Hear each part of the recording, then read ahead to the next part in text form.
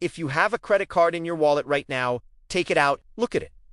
That small piece of plastic with a chip and a magnetic stripe is the key to your entire financial life. You trust it. You trust it when you insert it into a machine at a gas station, or tap it at a coffee shop, or type the numbers into Amazon.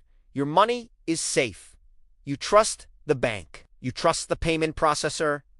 You trust the encryption. But what if I told you that your trust is based on an illusion? What if I told you that there is a parallel economy, a shadow market hidden on the dark web, where your card details are being bought and sold for $5 right now? And the scariest part isn't that hackers are breaking into bank vaults. It is that they are breaking into the physical machines, the point of sale terminals that you use every single day. This is the story of carding, the engineering of credit card theft, and how a group of hardware hackers reverse-engineered the payment terminals to steal billions of dollars without anyone noticing until it was too late. To understand how this crime works, we have to look at the anatomy of a transaction. When you swipe your card, data flows. It goes from the magnetic stripe to the reader, from the reader to the processor, and from the processor to the bank. In the old days, this data was sent in plain text. It was incredibly easy to steal. So, the industry invented EMV, the chip technology. The chip creates a unique code for every transaction, making it theoretically impossible to clone. They told us fraud was over. They lied. The hackers didn't attack the chip. They attacked the machine reading the chip. They realized that inside every payment terminal, there is a moment, a split second, where the data must be unencrypted to be processed. And if you can access the RAM of the machine during that split second, you own the data. This technique is called RAM scraping. And to pull it off, you don't need to be a cryptographic genius. You just need to be a clever engineer. The most famous case of this was the Target breach in 2013. Hackers did unattack Target's main servers directly. That would be too hard. Instead, they hacked a third-party HVAC heating, ventilation, and air conditioning vendor that had access to Target's network for maintenance. Once they were inside the network, they moved laterally until they reached the point-of-sale POS terminals. They installed malware on thousands of cash registers. This malware sat silently in the memory, waiting. Every time a customer swiped a card, the malware copied the tracked data from the RAM before it could be re-encrypted and sent it to a server in Russia. 40 million credit cards were stolen. 40 million people woke up to unauthorized charges, and Target paid $18.5 million in settlement costs. But the game has evolved. It's not just about software anymore. It's about hardware, skimmers, and shimmers. A skimmer is a physical device placed over the card slot. It reads the magnetic stripe. You've probably seen pictures of them on but shimmers are the next level. A shimmer is a paper-thin circuit board that slides asterisk. Inside asterisk, the chip reader.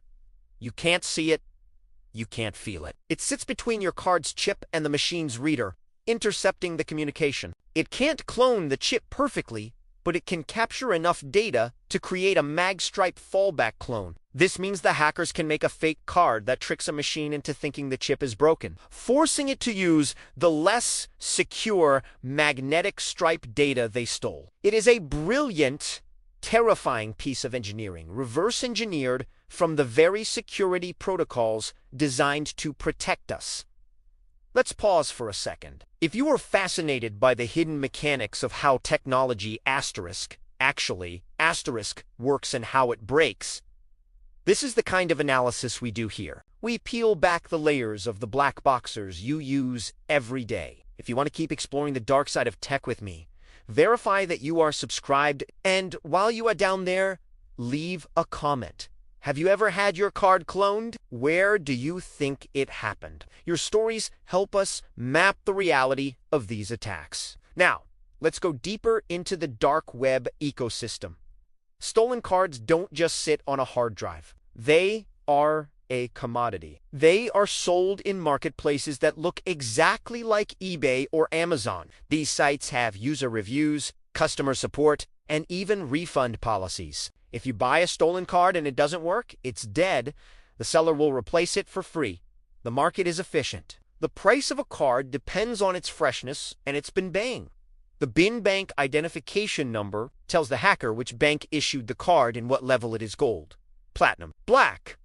A corporate Amex with a high limit sells for much more than a student debit card. The buyers of these cards are carders. Their job is to cash out. This is the hardest part. You have a string of numbers, but you need real money. Carders use sophisticated laundering techniques. They might buy gift cards, which are untraceable, buy electronics to resell, or use drop mules. People recruited online to receive packages and ship them to other countries. The mules often don't even know they are part of a crime ring. They think they have a shipping logistics job. But the most sophisticated attacks today are happening at the supply chain level. We already seen supply chain interdiction. Hackers are intercepting shipments of brand new payment terminals, asterisk. Before asterisk, they reach the stores. They open the box, unscrew the terminal, solder a tiny malicious chip onto the motherboard, close it back up, and send it on its way. The store receives a brand new, sealed machine. They plug it in. It works perfectly. But every single transaction is being beamed to a hacker via a hidden 4G modem inside the device. This requires elite hardware engineering skills. You need to know the circuit board layout, the voltage points, and how to bypass the tamper switches that are supposed to brick the device if it's open. This isn't script kiddie stuff. This is state-level espionage applied to petty theft. Why is this still happening? Why haven't the banks stopped it? The answer is cold calculus. Fraud is a line item in the budget. As long as the cost of fraud is lower than the cost of upgrading the entire global infrastructure to a quantum secure standard, the banks will eat the loss. Or rather, you will eat the loss through higher fees and interest rates. The system is designed to tolerate a certain level of parasitism. It is a biological balance between the host, the economy, and the parasite. The engineering reverse of these machines reveals a disturbing truth. Security is always reactive. We build a wall, EMV chips. They build a taller ladder, shimmas. We build a roof, tokenization. They dig a tunnel, RAM, scraping. It is an infinite game of cat and mouse played with silicon and code. And the scary part is that the attackers only need to find one flaw, one unpatched vulnerability, one loose screw. The defenders have to be perfect 100% of the time.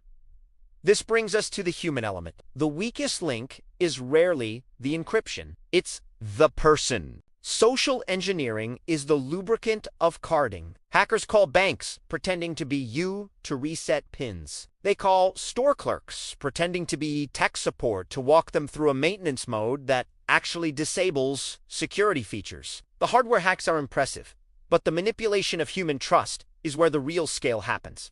So, what can you do? You can't audit the motherboard of every machine you use. You can't rewrite the banking protocols. But you can change your behavior. Use contactless payments. Apple Pay, Google Pay. Whenever possible, they use tokenization that is much harder to exploit than a physical card dip. Check your statements weekly, not monthly. And understand that convenience always comes with a security cost. The easier it is for you to spend money, the easier it is for someone else to spend it for you. The world of dark web carding is a mirror of the legitimate economy. It has innovation, competition, supply chains, and outsourcing. It is a dark industry running on the same rails as the light one. And as we move towards a purely digital currency future, the stakes will only get higher. The hackers are already studying the next generation of payments. They are reverse engineering the blockchain. They are probing the biometric scanners. The war for your wallet never ends. The battlefield just changes. If you found this deep dive into the mechanics of financial crime illuminating, make sure you are subscribed to the channel. We are building a community of people who want to understand the systems that control our lives, not just use them blindly. Share this video with someone who still swipes their card without looking. Knowledge is the only firewall that can't be hacked. See you in the next one.